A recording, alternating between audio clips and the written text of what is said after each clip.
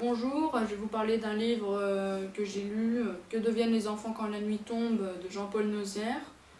Alors ça m'a beaucoup plu parce qu'il y a tout, il y a du suspense, c'est bien écrit, il y a de l'humour, mais en même temps il sait mettre une envie de continuer. Par exemple, en fait l'histoire se passe sur deux points de vue. Ça se passe en parallèle, il y a un garçon qui parle en 1966 et une fille en 2012 qui parle.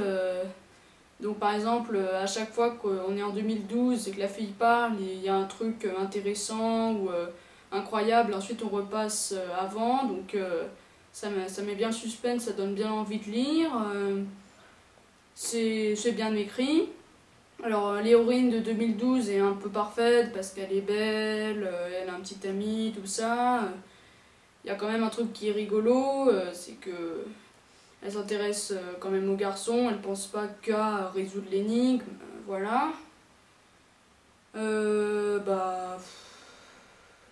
C'est vraiment bien écrit, je trouve. C'est pas trop long, pas trop court.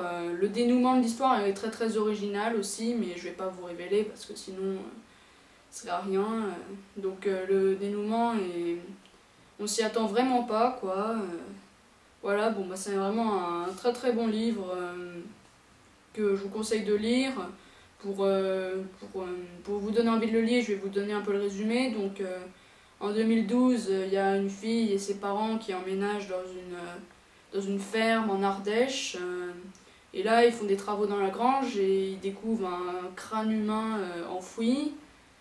Et en 1966, il y a un garçon et une fille qui vivent librement sur une île de l'océan Indien.